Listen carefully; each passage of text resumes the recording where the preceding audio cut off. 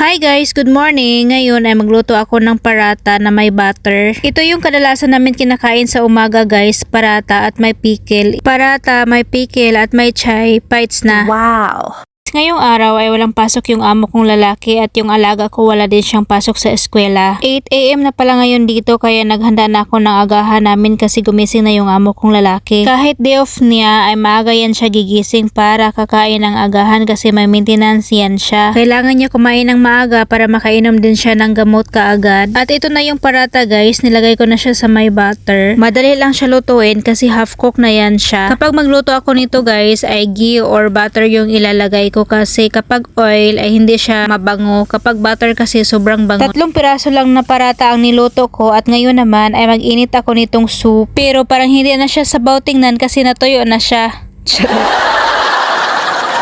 Dito ko nga lang siya ininit guys, hindi sa microwave kasi gusto ko siya lagyan ng butter. At ayan, paglagay ko nga nitong sabaw ay tumalsik-talsik na siya guys. At habang nakatayo ako dito, tingnan ko tong ginawa ko ay parang iba yung paningin ko. Huy! Pero kahit ganyan yung kulay niya guys, as in, panigurado, masarap to. Sabi ko sa inyo, masarap to. Yes! At tapos ko na siya nainit at ngayon naman ay ilagay ko dito yung tea, painitin ko naman siya konti. At habang busy ako dito sa kusina ay yung amo ko namang lalaki ay nasa lamisa nag-prepare sa medisina niya. Pareho sila ng amo kong babae guys, may maintenance sila kaya kailangan nila kumain ng maaga para hindi ma-delay yung oras ng pag-inom nila ng medisina. Mga diabetic kasi sila dalawa kaya kailangan nila mag-maintain ng medisina. Mas lalo na ang amo kong babae, marami siyang maintenance kasi mataas yung dugo niya tapos diabetic pa. Kaya dahil sa medisina guys, hindi mo makikita sa mukha niya na 70 na yung edad niya, diba? Kasi kompleto siya ng maintenance tapos may mga vitamins pa. Kaya naaawa ako sa amo kong babae guys kasi palagi niyang sinasabi sa pangangatawan daw hindi makikita yung weakness niya pero sa loob sobra daw pagod na siya at saka matanda na talaga daw. Hindi yan siya makakatulog guys kapag hindi ko minamasahe yung mga paa niya. At ready na ang aking tea at 3 tasa lang yung ginawa ko kasi wala yung amo kong babae nasa trabaho at kami lang 3 ng alaga ko at amo kong lalaki ang nandito ngayon. At ako lang ang naglalagay ng asukal guys, yung amo kong lalaki at yung alaga ko hindi sila naglalagay ng asukal sa tea. Pero ako binawasan ko na din siya, dati 2 teaspoon, ngayon 1 teaspoon na lang. At ayan pala yung amo kong lalaki guys, nagprepare siya ng medisina niya at marami mga medicine sa mga plastic bag. Kung makikita niyo, sobrang dami. Pang 3 buwan ata yan guys, kaya siya marami kasi pang 3 buwan na yung medisina na yan. Yan ang maganda kapag may pera, kapag kailangan ng maintenance ng katawan natin ay mabibili. Pero kung wala tayong pera, anong mangyayari sa atin?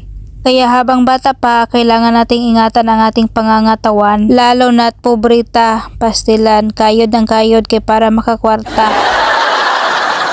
Kay mahal kayo ang bugas, unsaon na lang pagpalit og maintenance o dili gani ka palit og bugas.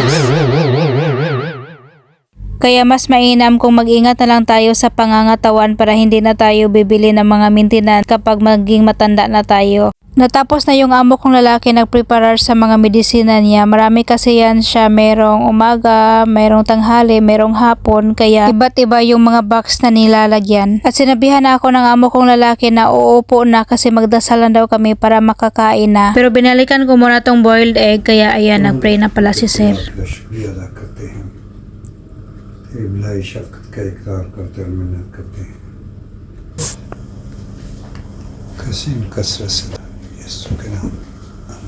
Amen. Basta walang pasok yung alaga ko, 9:30 na yan siya gigising kaya ngayon kami lang ang kakain. May binabad pala ako ditong almond guys buong gabi at ayan kinakain namin yan bago kami mag-agahan. So, with omega 3 and protein. Say bye to my vlog. Hi. Bye. Bye. See guys, we are going to have breakfast. Thank you. Come enjoy with us. At sabi ni sir guys, videohan ko daw siya kung paano to kainin kasi alam niya sa atin na rice yung kinakain natin. At ayan lang guys, thank you for watching. Bye bye!